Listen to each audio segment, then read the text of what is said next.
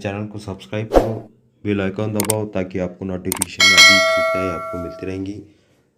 हम देखेंगे बदली शिक्षा नीति 2020। मानव संसाधन विकास मंत्रालय ने 34 साल बाद नई शिक्षा की नीति की घोषणा की है। मंत्रालय द्वारा बड़े बड़े बदलाव आ चुके हैं। अभी तक 10+2 फॉर्मेट चला है, मतलब 10वीं 12वीं को बोर्ड का इम्तिहान होता था। अब नया फॉर्मेट आया है। इस नया फॉर्मेट में नर्सरी से लेकर दूसरी तक और तीसरी से लेकर 5वीं तक और छठी से लेकर 8वीं तक और 9वीं से लेकर 12वीं तक में शिक्षा बांटी गई है। 5 वर्ष पढ़ाई ही फाउंडेशन स्टेज में मानी जाएंगी। उसमें फाउंडेशन स्टेज बोलो तो नर्सरी, उसमें बच्चे की उम्र, छात्र छात्रा की उम्र 4 साल होंगी। जूनियर केजी में 5 साल की छात्र छात्रा की उम्र होगी। एसआर केजी में 6 साल की छात्र छात्रा की उम्र होगी। एतिया पहली क्लास में छात्र छात्रा की उम्र 7 साल होगी। एतिया दूसरे में छात्र छात्रा की उम्र 8 साल होगी। इस दौरान छात्रों के लिए मजबूत नींव तैयार की जाएंगी। इसका करिकुलम एनसीईआरटी द्वारा की जाएगा। प्री प्राइमरी 3 वर्ष की होंगी। इसमें पहली दूसरी कक्षा 1 वर्ष शामिल होगा और उसके बाद में तीसरी कक्षा 9 साल छात्र छात्रा की उम्र 9 साल होंगी। चौथी कक्षा में 10 साल छात्र छात्रा की उम्र होगी। 5वीं कक्षा में 11 साल छात्र छात्रा की उम्र होगी। 1 से 5वीं कक्षा में किताबों का बोझ पहले से कम होगा। इन कक्षा में खेल कूद और अन्य गतिविधियों की होगी पढ़ाई। छोटे बच्चे स्कूल जाएंगे, शिक्षा आराम करेंगे, किस्मत वाले होंगे। इस कक्षा 5वीं से 1 से पहली कक्षा तक खेलकूद और अन्य गतिविधियों को पढ़ाई में दिलचस्पी दी जाएंगी। 5वीं कक्षा तक पढ़ाई मातृभाषा में होगी, मादरी ज़बान में। मराठी, संस्कृत, गुजराती भाषा में पढ़ पाएंगे। अंग्रेजी विषय तौर पर पढ़ाई जाएंगी, ज़बरदस्त अंग्रेजीकरण और का दौर समाप्त होगा। 3 से 5वीं की कक्षा पढ़ाई के दौरान छात्रों को भविष्य के लिए तैयार किया जाएगा। विज्ञान, गणित, कला, सामाजिक और विज्ञान जैसे विषय पढ़ाएंगे। 6वीं कक्षा के छात्रों को कंप्यूटर कोडिंग सीखने का मौका मिलेगा।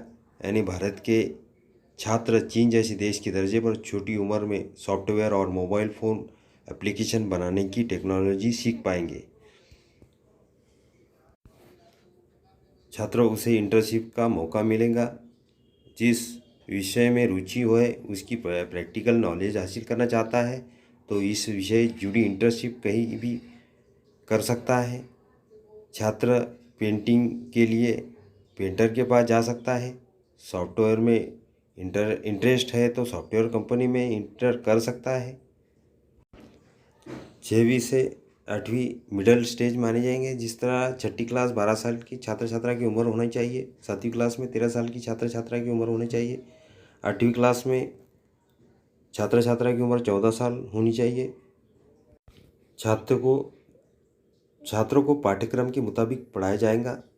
9वीं से 12वीं की कक्षा में लास्ट स्टेज मानी जाएंगी। 9वीं कक्षा के छात्र छात्रा की उम्र 15 साल होना चाहिए। 10वीं कक्षा छात्र छात्रा की उम्र 16 साल की होना चाहिए। 11वीं कक्षा में छात्र छात्रा की उम्र 17 साल होना चाहिए। 12वीं कक्षा में छात्र छात्रा की उम्र 18 साल की होना चाहिए। ये आखिरी स्टेज होंगी। कक्षा में विषय के प्रति गहरी समझ पैदा की जाएंगी, विश्लेषण क्षमता बढ़ाई जाएंगी, जीवन में बड़े लक्ष्य निर्धारित करने के लिए प्रेरित किया जाएगा। स्कूल में स्ट्रीम सिस्टम प्रवाह प्रणाली खत्म नहीं होगा।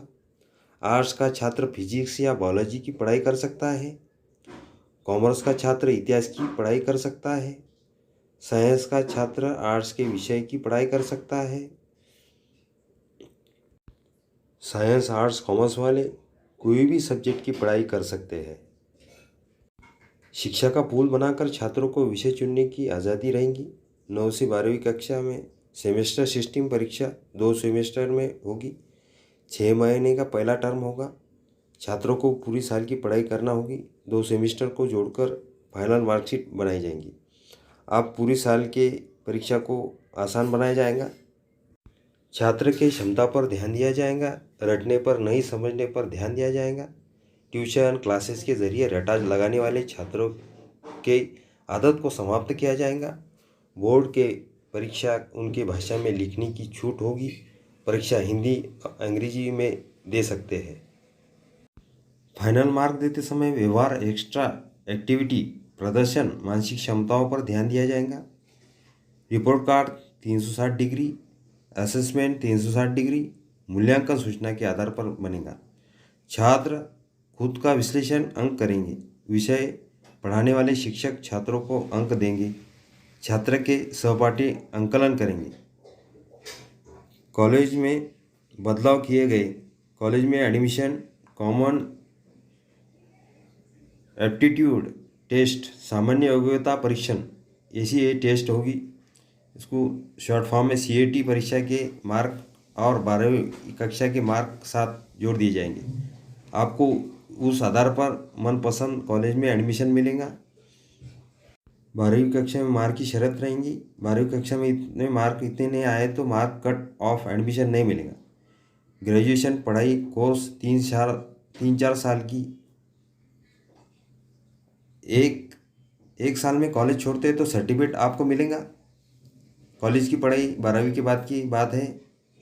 बाद में नंबर 2, दूसरे साल में अगर कॉलेज छोड़ते हैं तो आपको डिप्लोमा का सर्टिफिकेट मिलेगा। नंबर 3, तीसरे साल कॉलेज छोड़ देते हैं तो आपको बैचलर ऑफ डिग्री मिलेंगी। 4, चौथे साल कॉलेज छोड़ते हैं तो आपको रिसर्च सर्टिफिकेट के साथ डिग्री मिलेंगी। कॉलेज की पढ़ाई के दौरान प्रोजेक्ट पर काम कर चुके हैं।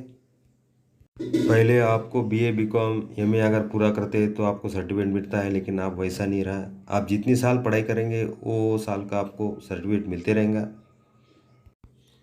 4 साल के डिग्री में आप अलग अलग विषय लेंगे और पढ़ाई कर पाएंगे। एकेडमी बैंक ऑफ क्रेडिट बनाया जाएगा। इसके तहत आप एक से ज़्यादा कोर्स एक साथ करना चाहते हैं तो कर पाएंगे।